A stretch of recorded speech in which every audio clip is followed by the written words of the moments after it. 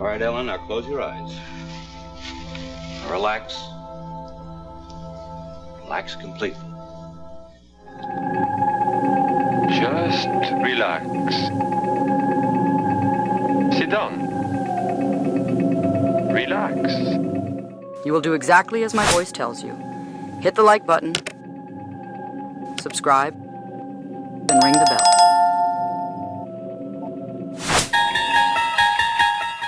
The transition from movies to television involved filmmakers and actors moving from cinema to the small screen as TV evolved into a medium capable of delivering complex, high-quality narratives.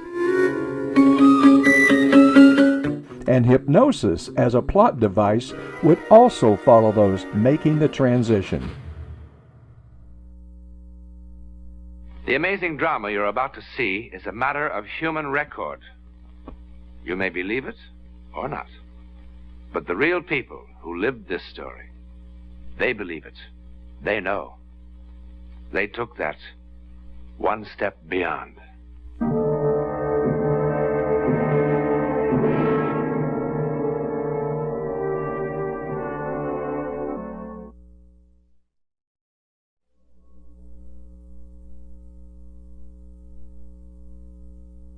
Like, thousands of other couples in Manhattan, Jim and Betty Hennessy are giving a cocktail party.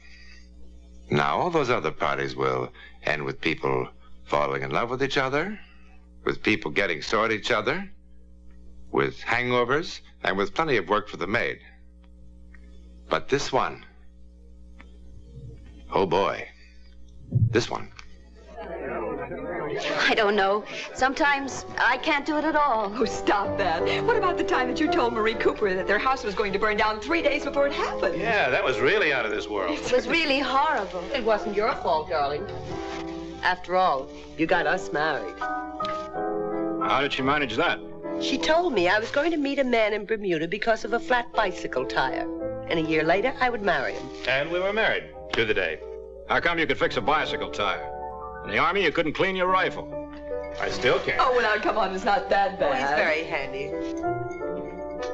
No kidding. She's really terrific.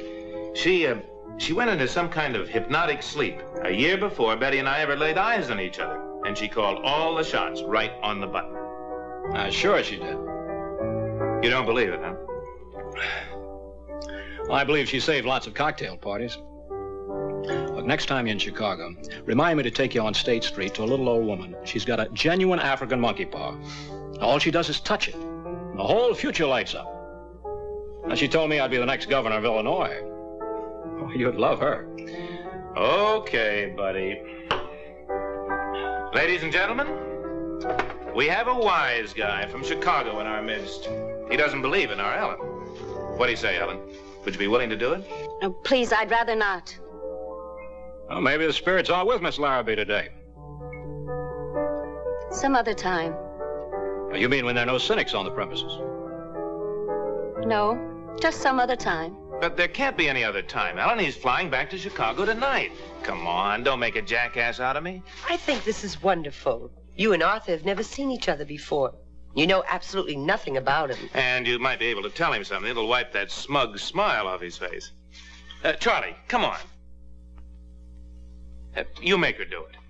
Now, what's Charlie got to do with it? Well, they sort of work together. Uh-huh. That's an act. Well, maybe it is an act. Sometimes it works out, sometimes it doesn't. You want to, Ellen? I just don't feel up to it now. Well, then forget about it.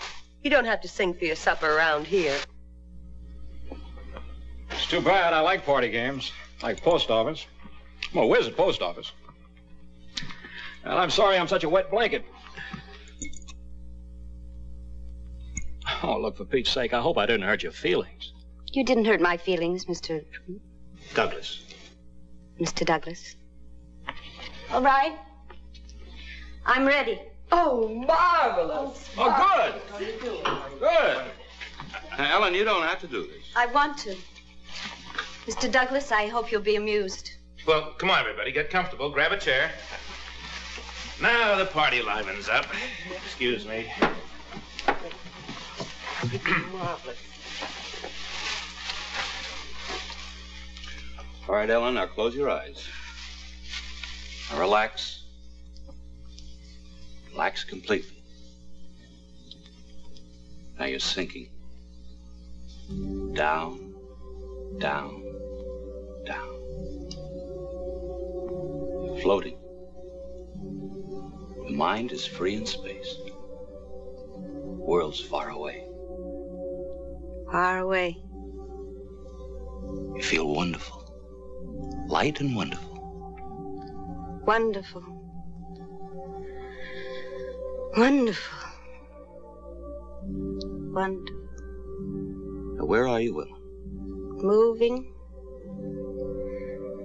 Moving. Do you see anything? Nothing. Nothing. Oh. He doesn't notice them. Notice what? They're not his anyway. What's not his, Ellen? The keys. Now it's dark. Dark, dark, dark, dark. The tunnel. Stop. What stopped? Where did it stop? There's so much noise. What kind of noise? People. And trains. Many trains. I hope the act improves. You just told her I was taking a plane. Are you in the station, Ellen? He's late. He's hurrying. Now run. Run. Running. He's running. Where's he running? 102, B. 102? B. Compartment B. Car 102. Shouldn't someone tell her I'm flying? They shouldn't. They're making him go.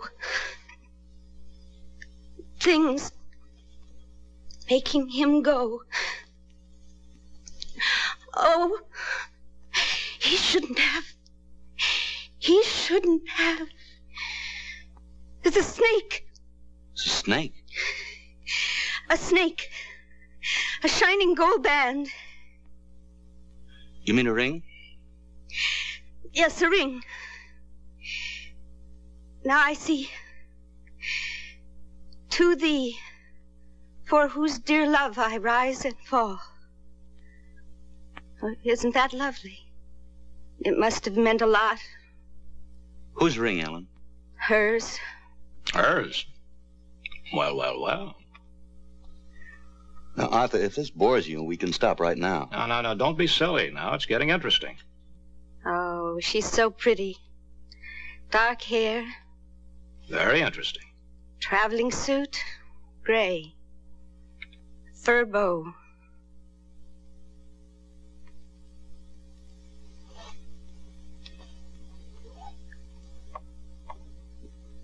He's nervous. He's frightened. He's spilling her drink. And now he's running. Running. 102, 102, quickly, quickly. Oh, he's so frightened. Oh, he's all alone. In the dark. Ah! The light is blinding.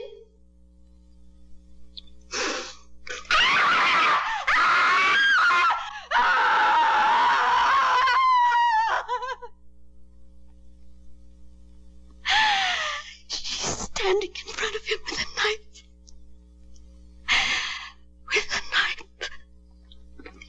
With a knife. Helen. Helen! You're all right, darling. You're all right now.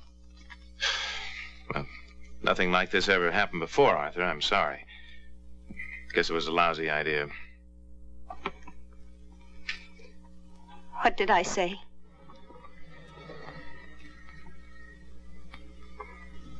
What did I say? I talked about you, didn't I? Well, if you did, I hope you're wrong. Was it bad? Bad? Well, I'm going to be rich as a Maharaja, live to be 150, and fall in love with an international beauty. Look, thanks for the most exciting cocktail party I've been to in years. I wouldn't have missed it for the world. Goodbye. Goodbye, all. Bye. I'm afraid this wasn't a barrel of laughs. Well, have a good trip, Arthur. Thank you. I'm glad you're going by plane. You know something? You really married a spook. But she's good looking. So long, Arthur. All right, bye-bye. I'll see you soon.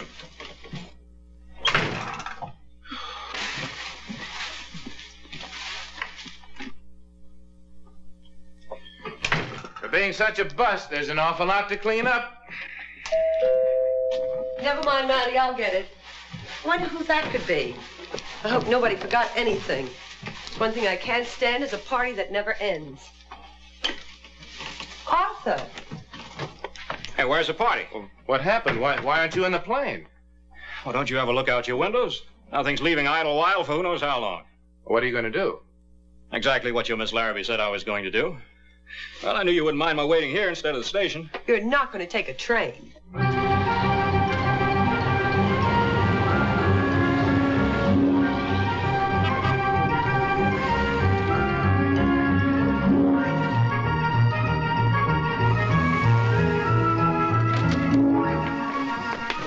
One bag, Chicago special. I'm sorry about the traffic, sir, but New York City, when we have fog... All right, keep it changed. Thank you, sir. Gee, I'm sorry. All right, that's all right. Hey, mister! Mister! You dropped your keys, sir. Oh, they aren't mine. Okay. The keys. They're not his anyway. Going right out, sir.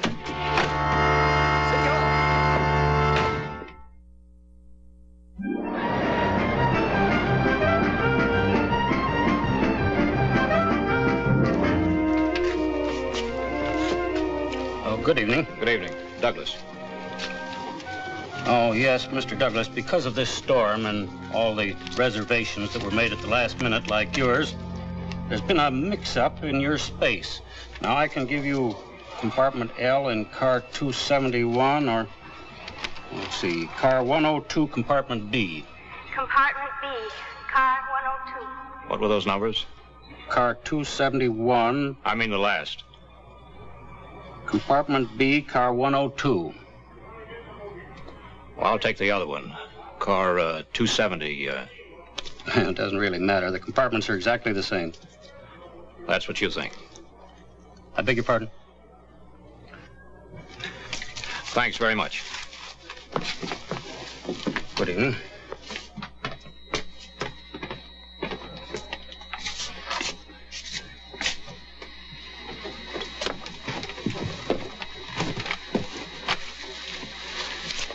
There you go.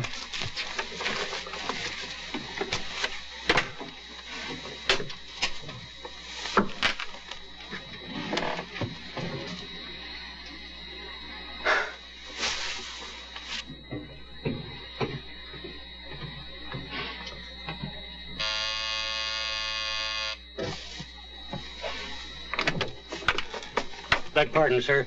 This last-minute change seems to have gotten us all fouled up. I'm afraid we're going to have to change cars after all. You see, this lady belongs in here.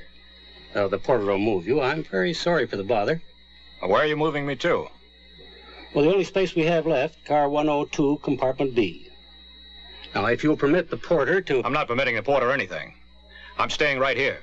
Oh, but Mr. Douglas... Look, why don't you put the lady in the other compartment? Well, you yourself said they were the same. Not quite, Mr. Douglas. You see, at 6:12 tomorrow morning, we lose car 102 at Dayton. That means that its passengers will ride in the club car the rest of the way to Chicago. And since this lady has had this space reserved for so long, it hardly seems fair that she should be the one who's inconvenienced.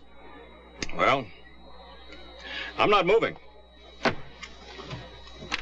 Look, rather than cause all this fuss, I'll take the other compartment. No. Just a moment.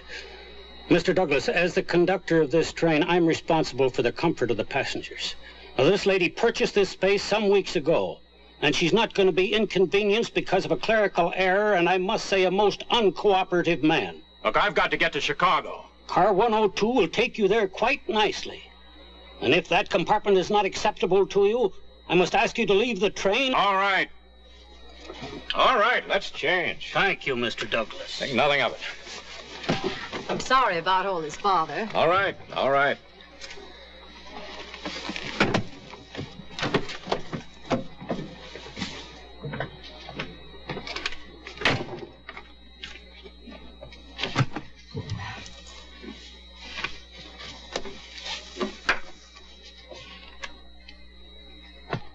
All aboard!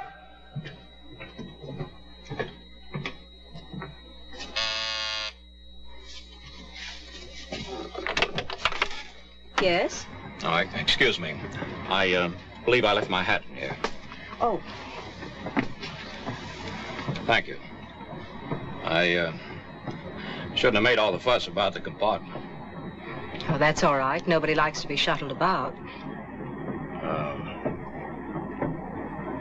Yes? I did apologize about getting annoyed, didn't I? Yes, you did. I'm sorry. The two cheapest words in the language. When a fellow says I'm sorry and offers to buy you a drink, that really means something. What do you say? Oh, thank you. Maybe if you're in the club car later, I'll see you there, but first I must change. Well, you look fine the way you are. I'm glad you approve. I do. I'll be waiting for you.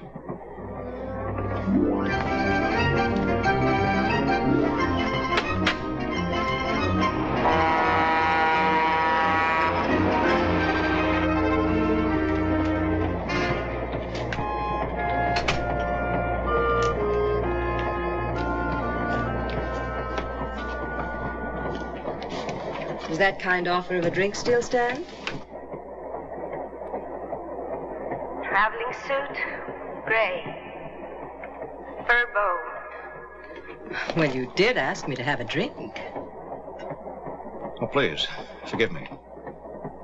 Please.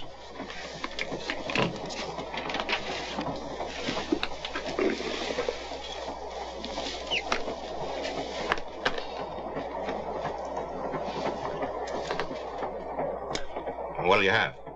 Scotch and soda, if I may. Scotch and soda. Oh, she's so pretty. Dark hair. Is something wrong? I don't know.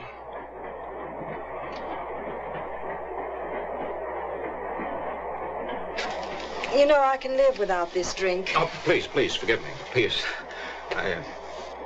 Would you, mind if I ask you a question about, your dress? It's a suit.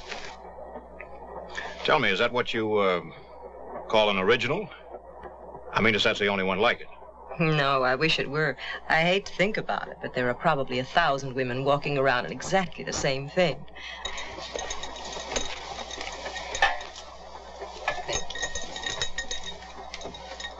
Here's to the man in compartment B.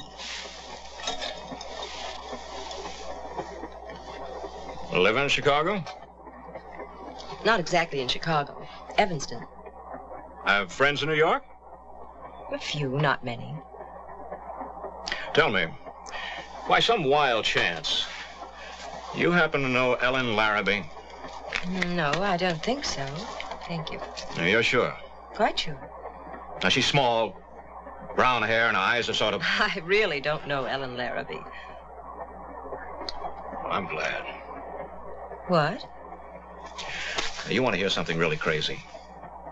I went to a cocktail party this afternoon. A perfectly normal cocktail party. And there was this completely average-looking woman there, this Ellen Larrabee. Now, look, I'm the most practical guy in the world. I believe 2 and 2 are 4, period. But this Ellen Larrabee told me that I was...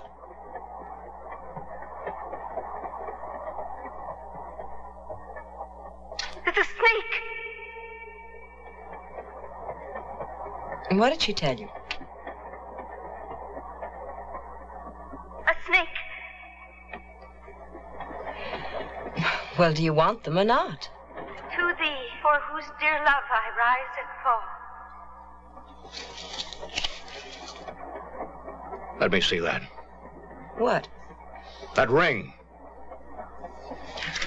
All right. It's quite old. It's a serpent ring. I picked it up in a little antique shop on Madison Avenue. Being a woman, I liked the sentiment inside.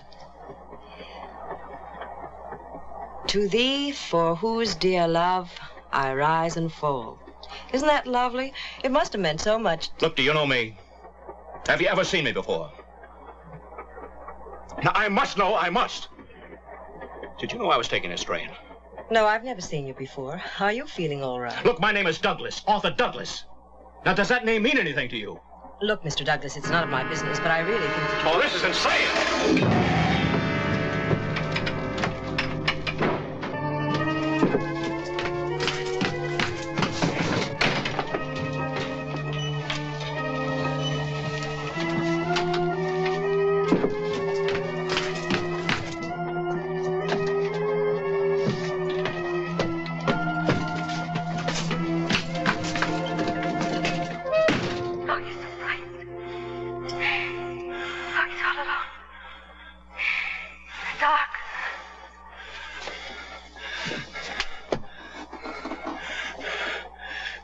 What is this?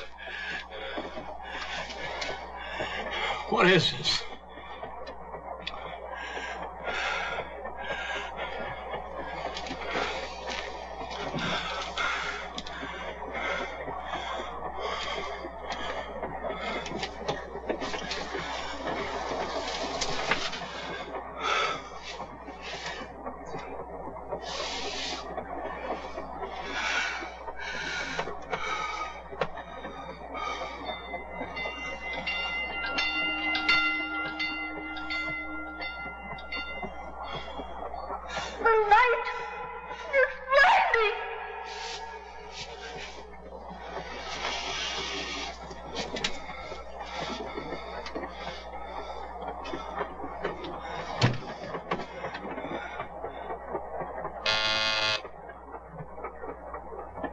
Mr. Douglas? Mr. Douglas?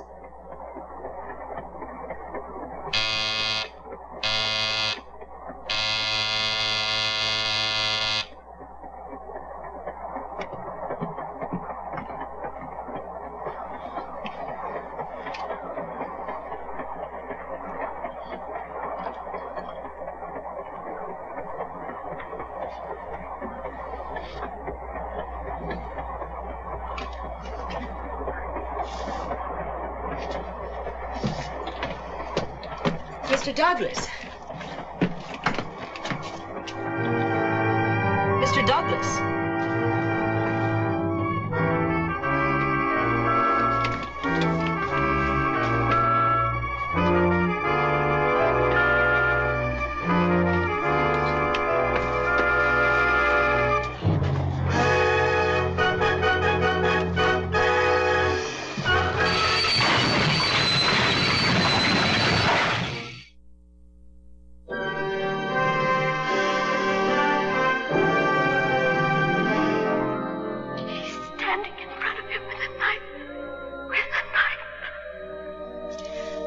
Just lie still.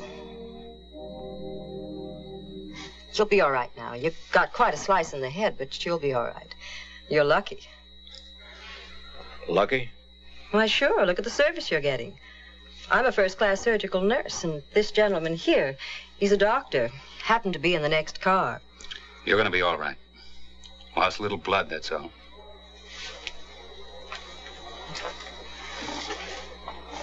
Whatever made you pull that emergency cord? They'll probably give you a medal. Medal? If you hadn't pulled that cord, Lord knows how many people would be dead instead of just shaken up. What are you talking about? I'm talking about the freight train that was stalled on the track 100 yards ahead of us. The signal system failed. We stopped about 6 yards from the caboose. But how did you know that the train was there? I mean, you couldn't possibly have known. No one could have known. No one? Ellen Larrabee knew. How? Well, there are a lot of theories. Precognition, clairvoyance. Some people might even call it a happy coincidence. But does that explain it? I mean, really explain it. To whom it happened, we know. Where it happened, we know. How or why it happened. Next time on Hypnosis in the Media. Poor eyes ache for sleep, but you cannot close them until your hand touches your face. Thanks for watching until the end. If you want to see more, just hit the subscribe button. I hope you enjoyed this episode of Hypnosis in the Media. I'm Meg Register, a certified clinical hypnotherapist, as well as an advisor to the series. If you're interested in learning more about hypnosis, I welcome you to contact me for a free phone consultation to find out if hypnotherapy can work for you.